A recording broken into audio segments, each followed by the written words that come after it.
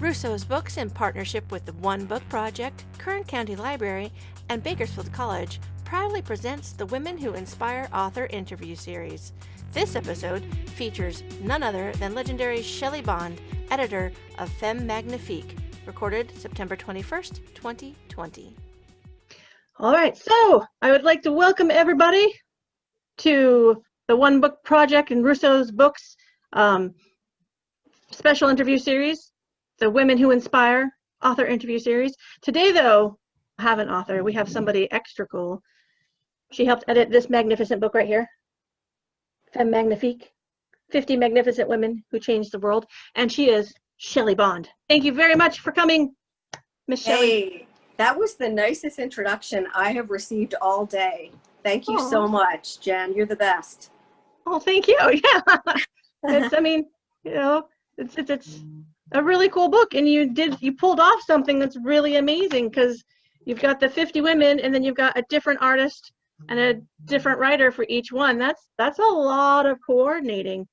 It was intense, but it was like one of the greatest projects of my career. So thank you so much for inviting me to be on the show to talk about it. Absolutely. I also want to take a quick second to thank Bakersfield College and Kern County Library as our co-sponsors for this, and Mr. Benny Belderrama for helping us with the massive tech today, because today is special. We're not just doing the Zoom, we're also streaming on Facebook and a bunch of other cool things. So keep my fingers crossed it all goes smoothly. Yes. Got them crossed for you. Anyone watching, if you have any questions or comments that you want to add, you can use the Q&A feature and type in what you want, and we'll get to it eventually. But first, I'd like to ask Miss Shelly, would you be willing to describe your book to anyone watching who hasn't read it yet? I would be thrilled to do so. So Femme Magnifique is exactly what it says in the title. It's 50 magnificent women who changed the world. And it's a salute to women in pop, politics, art, and science. And it was something I wrangled together 4 years ago, right after a funny thing that we all recall, that is the 2016 presidential election, when we all learned that it was a tragedy for, I'd say a missed opportunity, to be fair, for a woman to become president. There was a lot of vitriol in the comic scene, and I wanted to channel all of the negativity into someplace positive. So I called up a few of my friends who actually kickstarted before, and they became my co-editors in Comic Book Crime. So I have to give a shout out to Brian and Christy Miller of Hi-Fi Design. They actually helped me put this book together, and it was just an unbelievable experience. And major props to the hundreds of artists and writers and colorists and the letterer who joined me on this magnificent journey to salute these powerful women. Fantastic. In a perfect world, who would you want to read it the most? Like, if it could be a signed reading, who should read it? Anyone between the ages of 3 and 103. It's an excellent answer. Yes. Thank you. I've been practicing. Good. Femme Magnifique was selected as one of the companion books to fit the theme of women and girls in tech and pushing boundaries for the One Book Project here in Kern. What inspired you to start this project? Well, kind of talk a little bit. Yeah, I mean, I was also pretty bummed out by the election results. And I think as we're sitting here 4 years later, biting our nails, the best thing we can do in situations like that is join forces and look upon our community. And in this case, for me, it's the comics community. I've been so fortunate to be a part of it for 30 years or a little bit more, give or take. And I felt like it was a social imperative for me to hit up some of my friends in comics, reach out to some of the new talents, and specifically a lot of young women and non-binary and marginalized genders, to just come together to empower each other and to salute our female icons. And what was so special about this book is that it wasn't just all women. There are a lot of men who also joined in.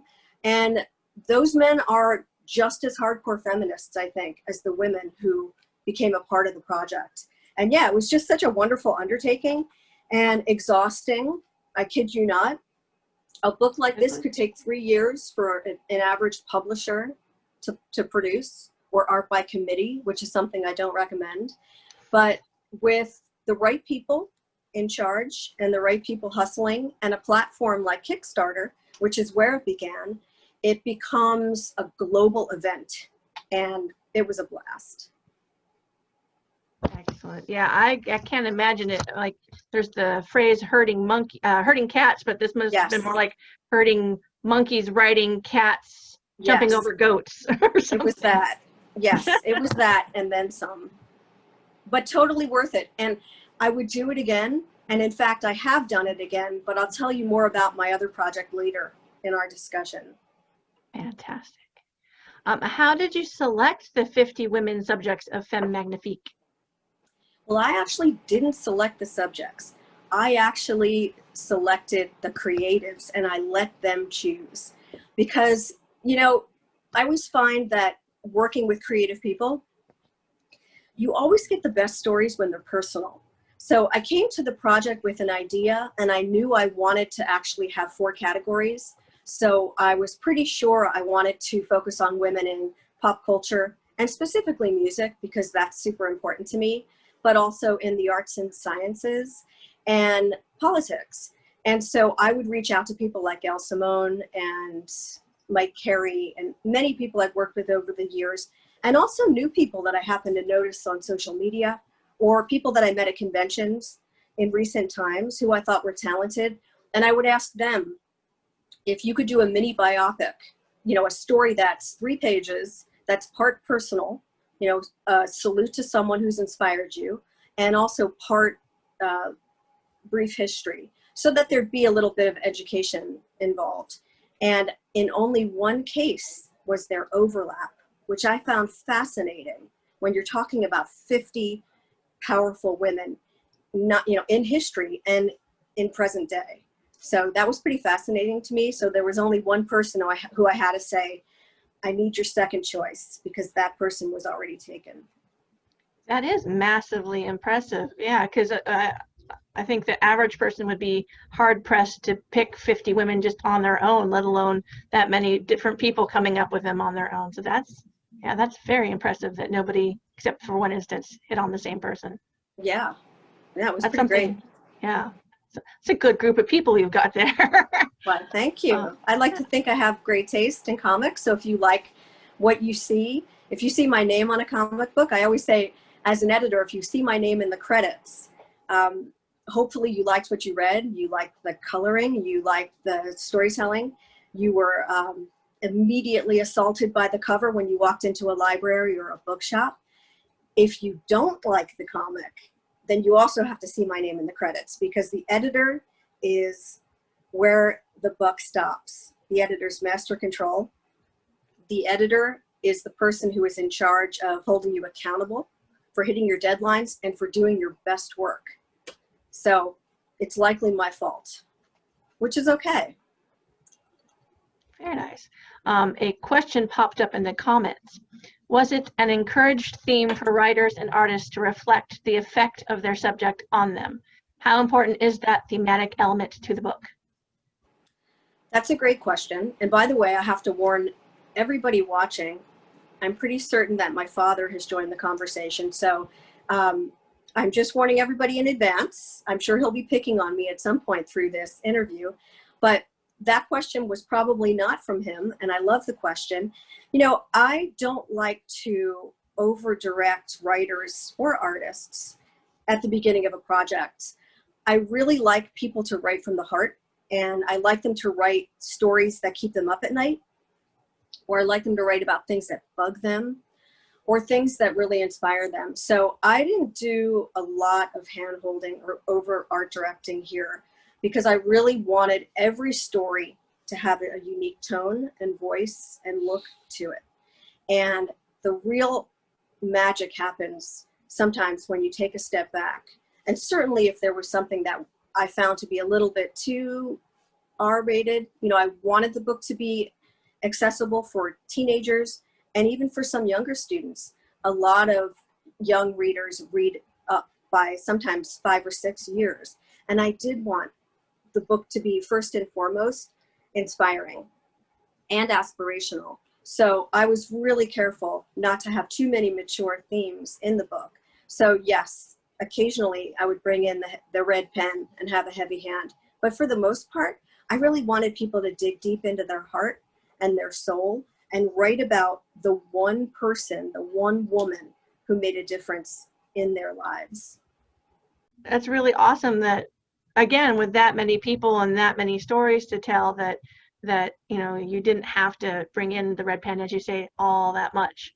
I mean, the red pen is always in my hands, but with something that's so personal, I mean, especially if you think back to that time period, it's not terribly different from where we are right now, where there's a sense of like malaise and some negative energy just everywhere. Of course, we're living through even stranger times with the pandemic, but politically and socially, times like this I find inspiring because they force you to step up and get involved.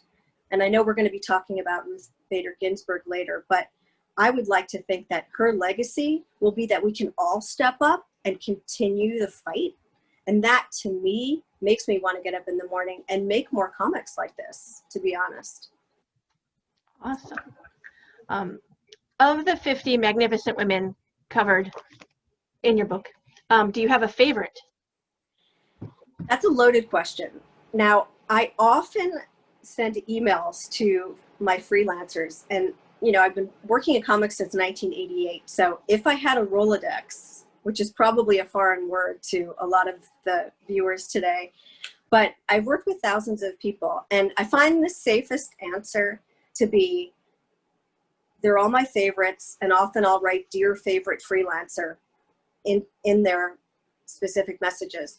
But because I hate when people don't answer pointed questions like this one, I've got to say there are many favorites in this volume, but one of my specific favorites has to be Jim Rugg's salute to Cindy Whitehead, who is just an absolute champion, not only of skateboarding.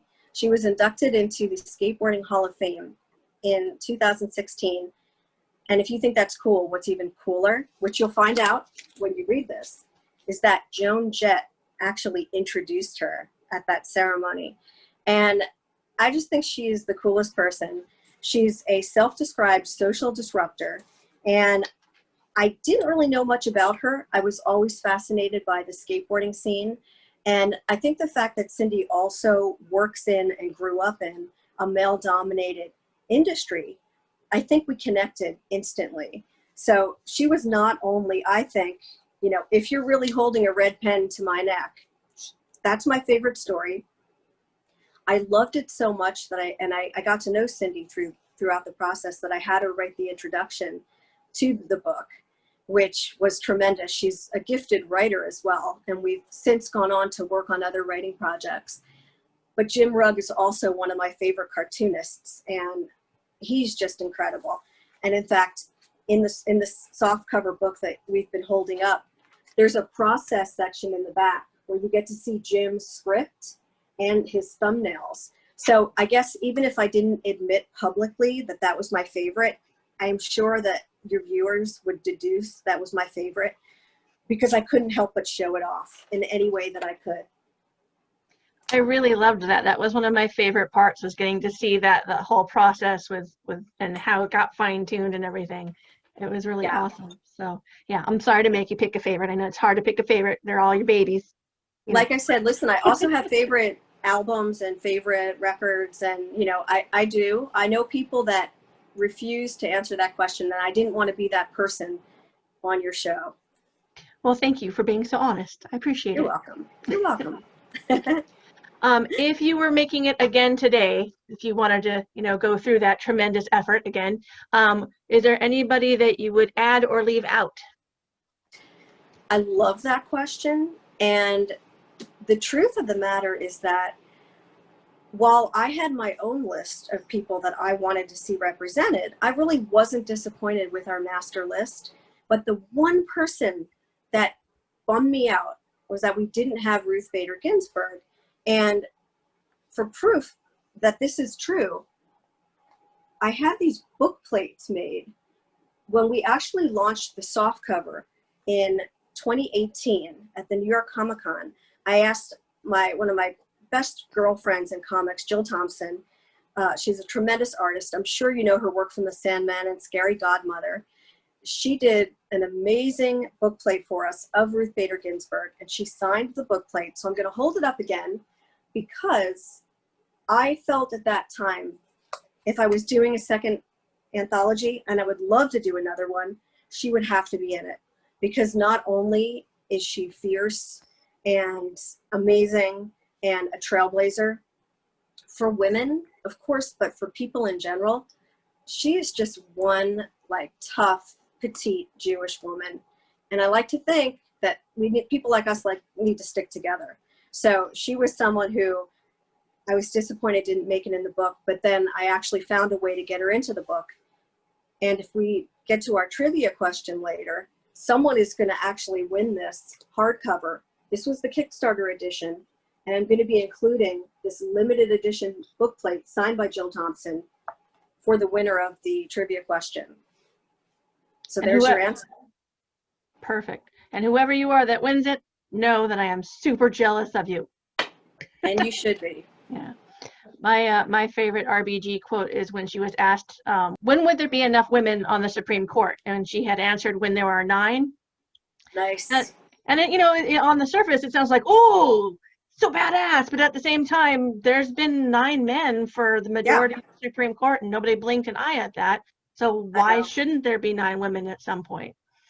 Yep. No, I agree completely. I really enjoyed the documentary that was put out, I think, by HBO last year or the year before. Just what a tremendous force of nature, and so horrible about her passing this weekend. And it just makes me realize now more than ever that we just have to continue paying it forward with every generation in whatever your mission is in life, whatever gets you up in the morning, whether you want to do good in pop or politics, art or science, or just kindness. There are things that are lacking in our world, but every day we have the opportunity to change that.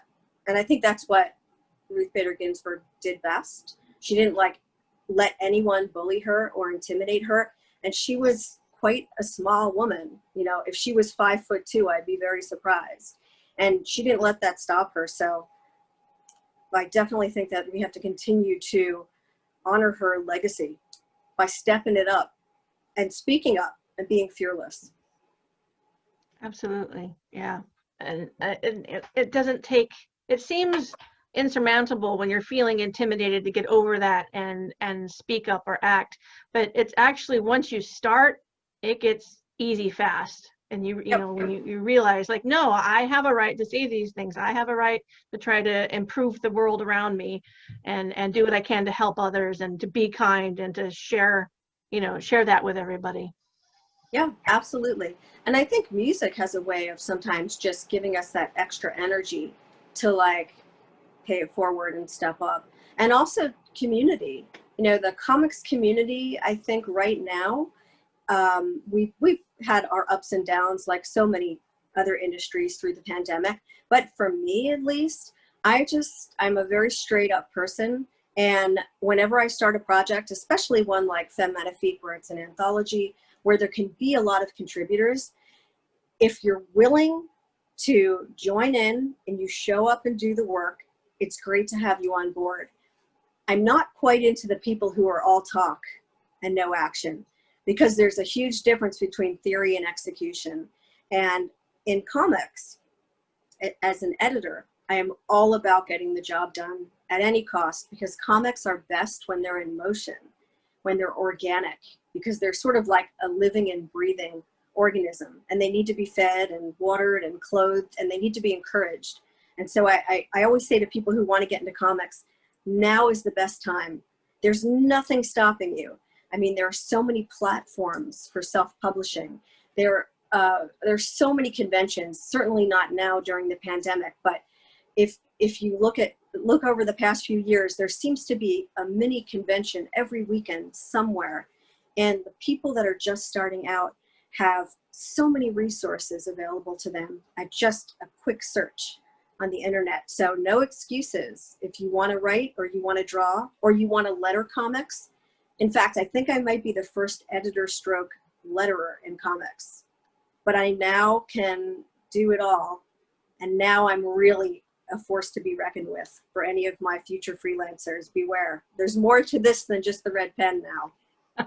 The super-powered pen now. Yes. That's right. Yeah. Even Bakersfield, we even have our own comic convention now too. And they're doing a really great job. Every year it's a little bit bigger and a little bit better. And I mean, a lot of people kind of think of Bakersfield and like poo-poo it as like, oh, it's some little cow town, but we're massive. We're almost at 1 million people for our county. Wow. And yeah, and well over 500,000 for our city. We're a big town. We're a big city. And we're finally starting to act like it. So it's really fun.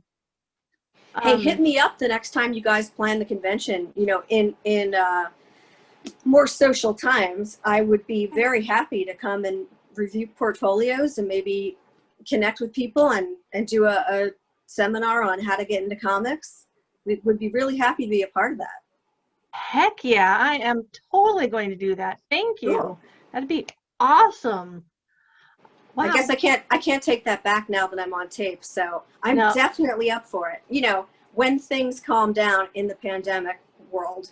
Right. I'm going to clip that part of the video and send it to you and say it's time, but it won't be until it's much safer. Because unfortunately, the other part of being a big city is we're also like in the purple zone of COVID infections at the moment. So there's not a lot of anything happening right now in person. Yes. I'm in Los Angeles and we're the same way, which is why I wore a neon cocktail dress today. I just wanted it. I wasn't just dressing up because I knew my parents were going to be watching. I'm wearing combat boots, but I thought I haven't had an occasion to wear a cocktail dress for, I don't know, 6-8 months. So I thought I needed to celebrate. If you guys wanted to celebrate about Femme Magnifique, I was going to dress the part. So Femme Magnifique started life as a Kickstarter project. What was that like? That was exhausting, but in the best possible way. So for people that aren't familiar with Kickstarter, it's pretty much like running for political office.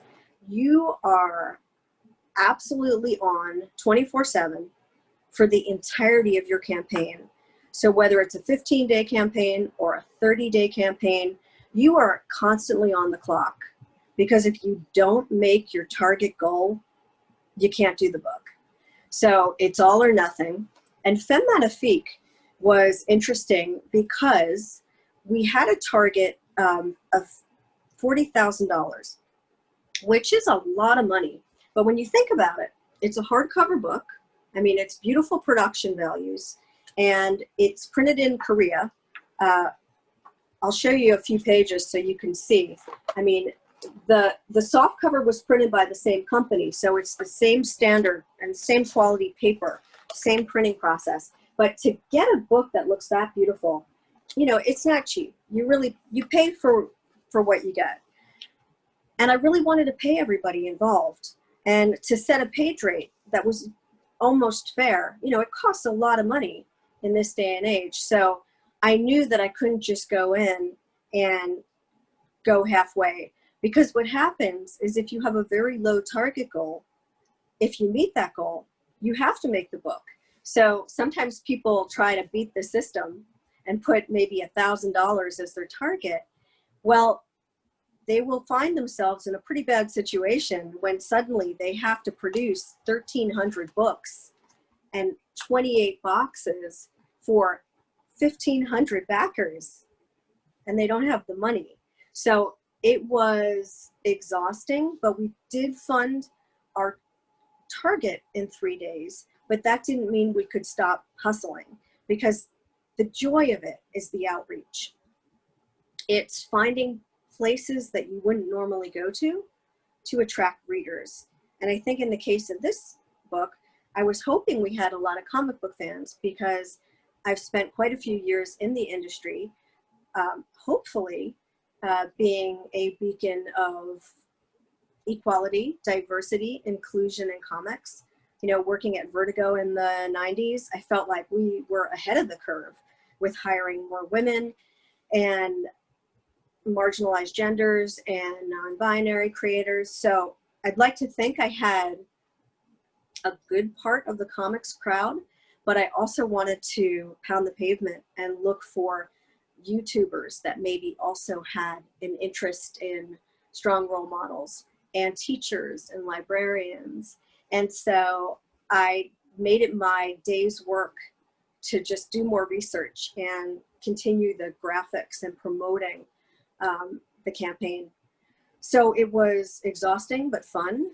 And by the end, we came so close to $100,000, so close. I think we were 97,600. And that was just so gratifying. And I'm still forever grateful to our backers. I think there were 733 total. And to everyone who pledged either $40 for the book or $5 for a postcard, whatever the level, everybody who was a part of this book was appreciated, and their names are in the back of the hardcover as well. It's a cool platform. Yeah, yeah, and I think a lot of people start something that they might not otherwise be able to do without major backing from some big company, and yes, a lot of big companies are going to stick their neck out like that. And big companies also sometimes tend to interfere a bit too much with their own proverbial red pen, which, again, I mentioned art by committee. It's not in my DNA. I kind of, you know, in your early days of your career, as you're working your way up the ladder, you got to take it on the chin a little bit. But as you get older and you develop your own voice and your own ideals, your own way of editing and curating, you know, a big part of the anthology today is about curation. The editing, of course, is important, but to curate a book like this, you know, it's not as simple as just putting one story after the other. That's the real art, I think, of books like this. I think of this type of editing as conducting a symphony, and you really want to have a certain tenor as you're working your way through the book. And I felt that the way I began the book and the way I ended the book was going to make a really huge difference in the life and the minds of the readers. And also the middle is important too. You don't want anything to sag. Like traditional fiction, I think that we're always aware of the need to go get a cup of coffee when you're halfway through a book. If that happens, I probably stop reading the book completely.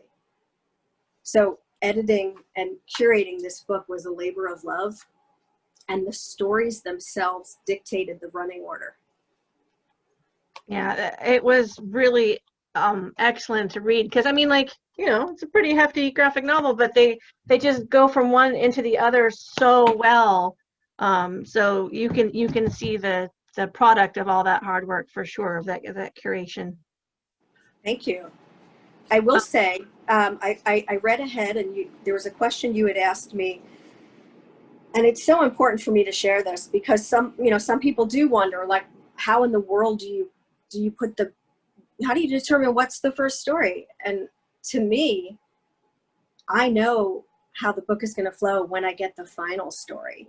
And I like to keep it open. You know, I don't like to second guess myself, but I will tell you that when the Harriet Tubman story came in, and this is just magnificent.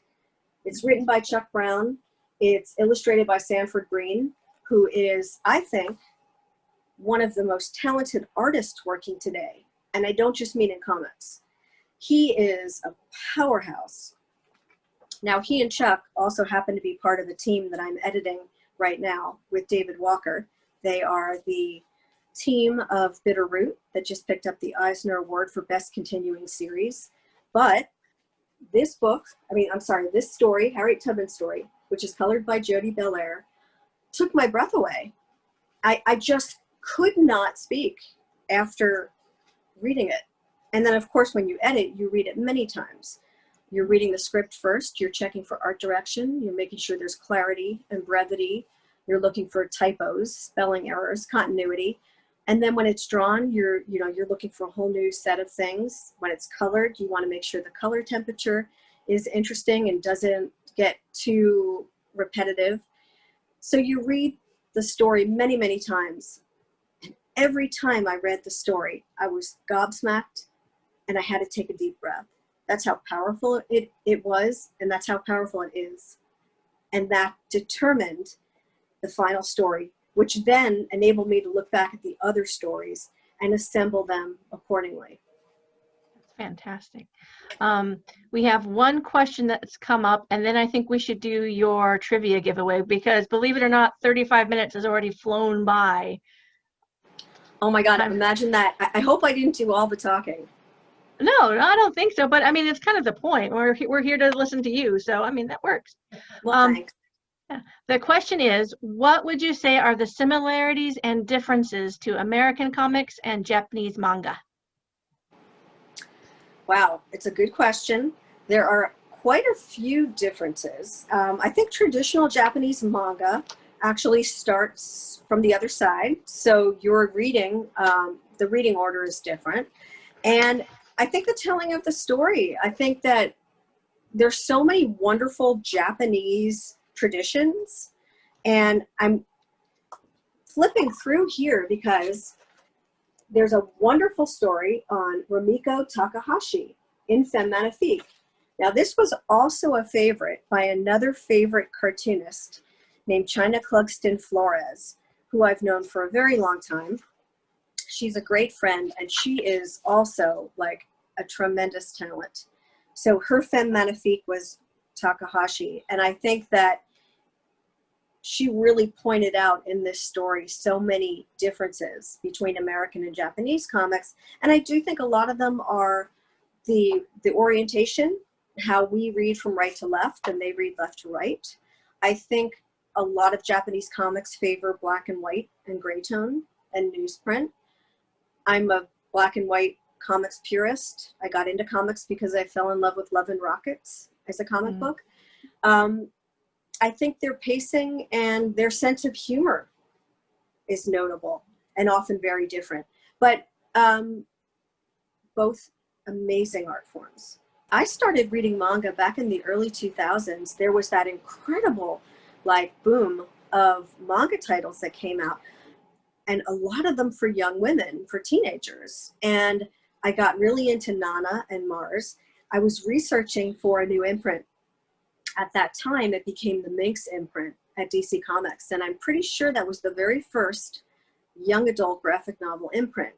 And it was short-lived. It ran from 2006 to 2008. But the 10 books I did were incredible. And manga was very influential to me on when I decided the size of those books, and also some of the themes and motifs, because a lot of the stories were about friendship. And even more than romance, I think stories about friendship and connections, those are the stories I like to read. And I think those are amazing. So yeah, great stuff. Great to hear. Excellent. All right, well, shall we do your giveaway, your trivia giveaway? Okay, the trivia question. Now, it's a tough one. I really don't expect anyone to know it, but I gave a hint today. So the question is, there is one very important female photographer that I wanted to salute as my Femme Magnifique in the book, and I couldn't reach her to get her permission, sadly. And I also ended up giving my story to another writer. So I didn't exactly get to write a comic story in Femme Magnifique. I did an afterword where I do salute someone in the music field, in pop, who is my favorite female front person, Roisin Murphy. But the trivia question is about a famous female photographer. She's British, and she is responsible for one of the most iconic images in rock photography. The hint is on my Twitter profile page. Has anyone written in yet with the answer? Not even my family members will know this. They will know the band, but I don't know if they will know the name of the photographer. Any takers? No. I'll take that as a no. The answer is Penny Smith, and she is the photographer who followed the Clash around in the late 70s and took the famous bass guitar shot of Paul Simonon, like right before he smashes his bass on the stage. That one image has changed my life. And Penny Smith is one of the greatest rock photographers to ever walk the earth. So, since no one got that one, I'm going to have another question. It's a little easier. Name one of the Femme Magnifique women that Jen and I spoke about during this interview. It can be any of the women in the book, because we've name dropped a few different women. So why don't we let that come in? And Jen, if you want to ask me another question, we can just wait and see if anyone was actually listening to our conversation. Fantastic. Well, we did have a question that came in from our listeners. How do you think conventions have handled the pandemic? And we have one answer for after that. Okay. I think the conventions have been great about the pandemic. I know I have done more panels and more interviews this year, I think, than any other. And I think the fact that everybody was excited to participate in Zoom chats and pre-recorded panels and even portfolio reviews that are interactive one-on-one via Skype or Zoom, I think it's been fantastic. So I think it's been a good thing. I don't know about you, Jen, but I feel like I've been busier than ever in the past 6 months. There hasn't been a moment of dead air for me. I mean, clearly when I'm talking, I could talk all day, but I have been nonstop making comics, and I think they're some of the best comics in my career. For anyone who's liked Femme Magnifique, I will tell you a little bit later about Insider Art.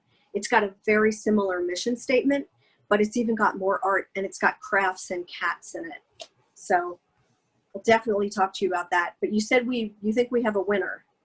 So the first person to answer was Lauren Hoffman, who said Harriet Tubman. Yes. Congratulations. Yay. This is going to be yours. I hope you enjoy it. It has a spot varnish on the front, the spine, and the back. And I know you'll take care of it. And I really hope you enjoy it and cherish the book plate signed by Jill Thompson. Thank you so much. Lauren, congratulations.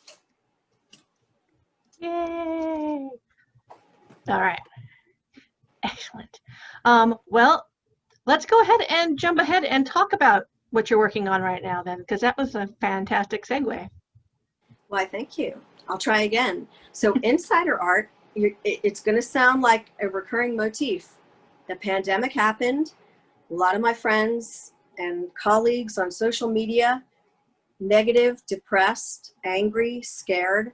And per usual, I didn't feel like hiding under my bed and pouting about it. So I decided to come up with another conceit that I thought would be, encouraging for people to join me. And the conceit was pretty simple. It was outsider art for when you're stuck indoors. But I didn't just mean pandemic. At that time, it was March. We weren't sure how long this was going to last. So I wanted to look at it as, of course, let's create a compendium of comics, cats, and crafts that you can work on while you're stuck inside. But also when you're homesick from school, or if your kid doesn't want to go to bed, maybe you read a chapter every night. Or if you go to summer camp, like I used to, and you liked taking big books with you to study, well, it's the perfect companion. So I reached out to a friend who's a retailer, and I also reached out to 8 other editors. And I pretty much said, look, we're going to make an art house, and we're going to do this book called Insider Art. Everybody's going to take a room. I immediately demanded the garage. I said, look, I'm not going to micromanage you as an editor, but I'm going to take the garage and I'm going to design, assemble, and letter some of this book as well. Because I just want to get my hands dirty. I don't want to sit around. I don't want to be lazy. I don't want to get depressed. I want to channel my energy. And most important, I wanted to create a book that was going to actually benefit female and non-binary comic book retailers. Because at that time, There were a lot of initiatives that were just general initiative for comics, and they're great. Hero Initiative Bank, terrific people, terrific cause, but nobody was isolating the one area that we really need to pay attention to, and that is, of course, the marginalized genders, female and non-binary retailers. And so I said, let's make our creative team the same group. Let's band together. So I went to the Facebook Comic Book Women's group and connected with some editor friends, and we each took a room and 30 pages. So we've got an editor who curated a section in the bedroom, an editor who curated a section in the bathroom, which turned out to be the best one, by the way. I mean, they were all wonderful, but what Nicole Boost did with the bathroom, which could have been 30 pages of fart jokes, let's not kid ourselves, she turned that into a sanctuary for self-care and rejuvenation, which was just amazing. We've got an attic section, a basement, we've got a craft room. I mean, the craft room alone is worth the price. Now, the price for this book, by the way, which is 270 pages, we put it up digitally on Gumroad because my line that should be on a t-shirt for this, and I think I'm going to get one made for my dad, is that, you know, what did you do during the pandemic? In under 3 months during a global pandemic, 150 female and binary creators got together and did this. And all the proceeds that we earned for the digital version through Gumroad are now going towards, they've been distributed to 28 retailers, female and non-binary retailers, and we're continuing to raise money in a fund for them. So digital version will stay on Gumroad for quite some time, and you can go to it very easily. It's gumroad.com/insider-art. You can not only buy it for yourself, it's a suggested price of $10, but you can pay what you want. Like most people, you know, cash is tight, everybody's scrambling. If you want to pay $2, that's fine. You can also gift it into someone's inbox immediately. So your friend's kid is sick, perfect gift. Holiday season coming up and you forget, on December 24th, go to gumroad.com/insider-art. Pick up a compendium of arts and crafts. I mean, there are prose stories in here that are going to blow you away. This one in particular is a favorite. It's by a wonderful author who is not only a fiction writer, but she is a comic book writer. Her name is Stephanie Nina Pizzarillos, and she did a terrific story called Little Island about an adventure that happened when she walks into her grandmother's bathroom. And it's a terrific story with paintings by Ashley Rivlett. And just everything in this book is inspiring. I mean, you have pages you can actually color in if you get the print version, or you can download it, print out a game board. We've got a game board by Vida Ayala and Sally Candarino and Gab Contreras with game board pieces you can Xerox and build. It's called Garageland. It's alive. It's part Little Shop of Horrors, part Candyland. And we even have a place where you can make your own comic. Fantastic. Speaking of, Stephanie's actually in our attendees, and she said, go bathroom section. Yes. Stephanie is amazing. She's also taking part in quite a few comic book anthologies right now. I think it's become like a terrific way of connecting with people.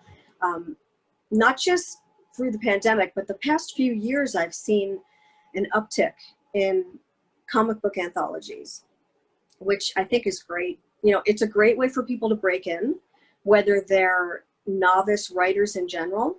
You know, writing comics is a great way to learn how to write.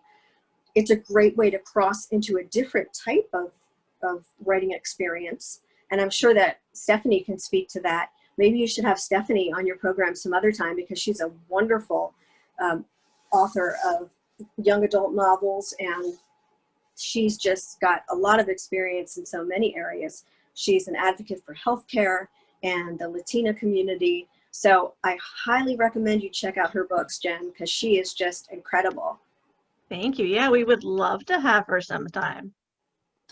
She might kill me, you know. As soon as I hang up from you, I think I might get like 6 text messages that like I can forget her email address, but I certainly think she is a terrific spokesperson for comics and for writing and empowerment. I think we definitely meet in the middle about how important it is to pay it forward and to strive for parity. And she's also a librarian. I think on a similar scale as you, Jen. I think she's like legit 100% librarian. Like, let me have the tattoo. I'll take the tattoo. I think if I was going to have a tattoo, it would have to be this one, 741.5, which you know what that is. Yep. Although I'm partial to the 398th myself, but yeah. Aha. But for those people watching who don't know what that is, that's the Dewey Decimal System number for graphic novels. That's the only tease I'm going to give you for my next big initiative. Ooh. But it has to do with the library, and it might have something to do with the phrase "get shushed," which I didn't come up with. But I love that phrase. Do you often say that to your kids, "get shushed"? No, because we're in that new beast of library where we have maker spaces and we're encouraging them to think and build and ask questions and push boundaries and not just come in and read quietly in the corner, please. I will recant my statement. Then. Do not get shushed, but think about this. If you see this somewhere again, I hope you'll think of me. Absolutely. All right. We've got time to cover one more thing. What would you like to cover? I just want to thank you. This has been so much fun. I'm honored to be selected as the first editor, I guess editor in general, but comic book editor specifically, to have such a terrific interview. I just love the fact that no matter what, women are stepping up and continuing to be fearless and to do the things we were put on planet Earth to do, which is just whatever you're inspired to do. So I am 100% for people going into the fields of pop, politics, art, science. Do your thing, you know, and encourage positivity around you and push the negativity aside, because you are responsible for your own destiny. Be fearless. I think that's a perfect note to end on. Thank you so very, very much.